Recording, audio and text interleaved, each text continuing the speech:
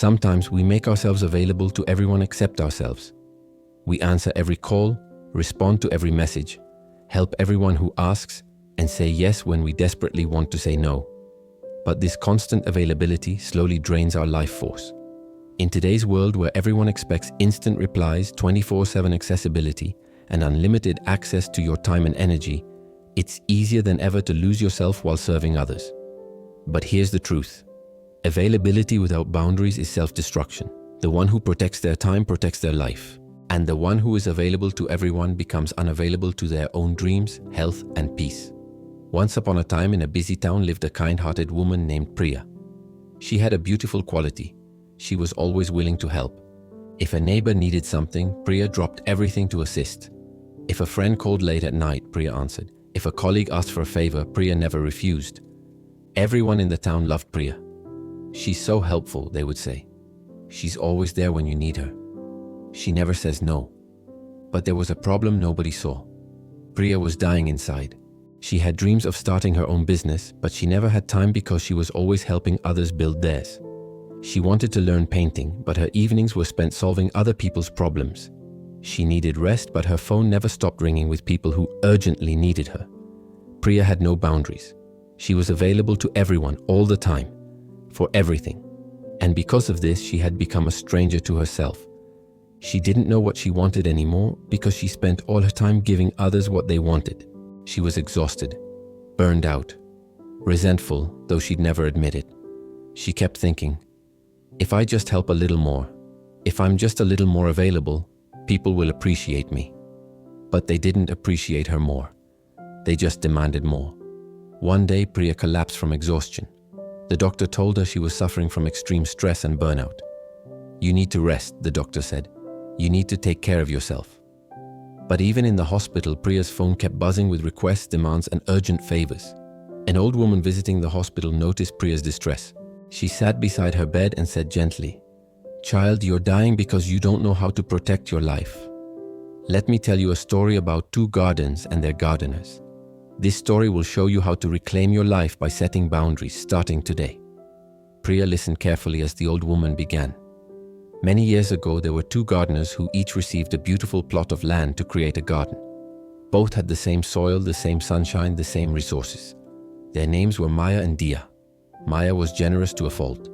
When neighbors asked to borrow tools, she gave them freely. When strangers walked through and asked to pick flowers, she smiled and said yes. When birds came to eat her seeds, she thought, they need to eat too.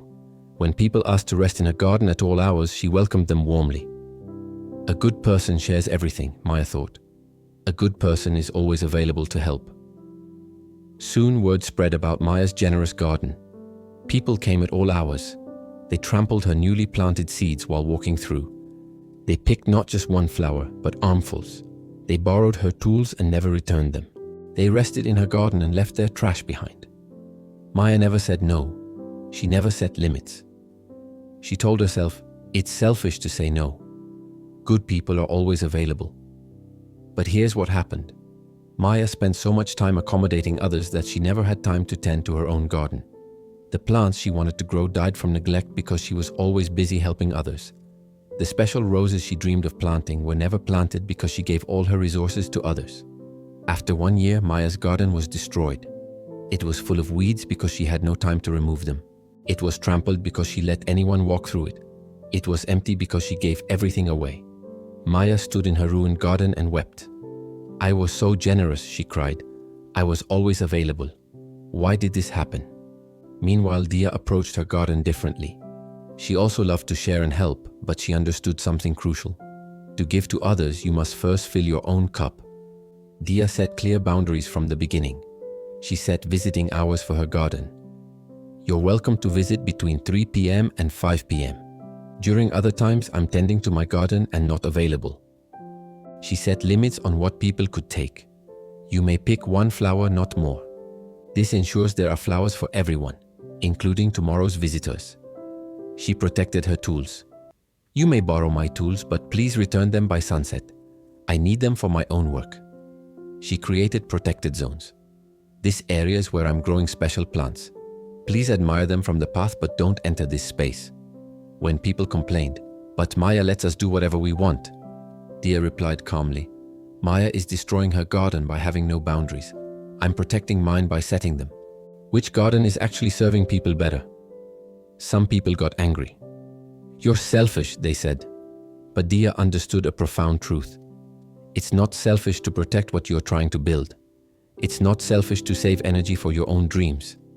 It's not selfish to be unavailable sometimes. It's wisdom. After 1 year, something remarkable happened. Dia's garden had become the most beautiful in the entire region. Because she protected her time, she could tend to it properly. Because she set boundaries on what people could take, there was always abundance. Because she limited visiting hours, she had energy to plant new flowers. And here's the beautiful irony.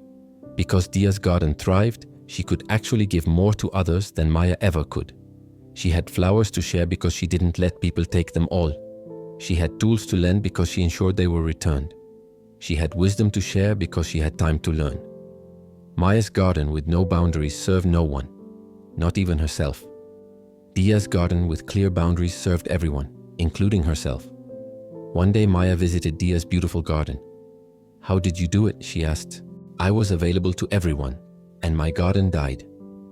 You set boundaries and your garden thrived. Why?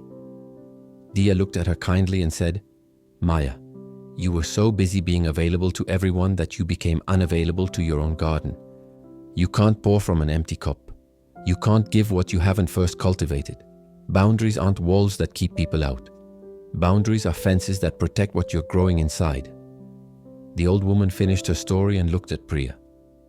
You are Maya, child, and your life is the garden. Priya lay in her hospital bed, tears streaming down her face. The story had shattered something in her, the false belief that being available to everyone made her a good person. But how do I start? Priya asked. I don't even know what boundaries look like. Won't people hate me? The old woman smiled. Some will. The ones who benefited from your lack of boundaries will call you selfish when you finally protect yourself. Let them. They're not your people. Start small. Today, turn your phone off for 2 hours and rest. That's a boundary. Tomorrow, when someone asks for your time, pause before automatically saying yes. Ask yourself, do I have the energy? Is this aligned with my own goals? Is this person respecting my time? If the answer is no, say, I can't help with this right now. Create visiting hours for your life, just like Dia did for her garden. Make yourself available when you choose, not whenever others demand. Protect your dreams like protected zones in the garden. These are non-negotiable. These are what you're building. And remember, every time you say yes to something that depletes you, you're saying no to something that could fulfill you. Priya nodded slowly. She understood.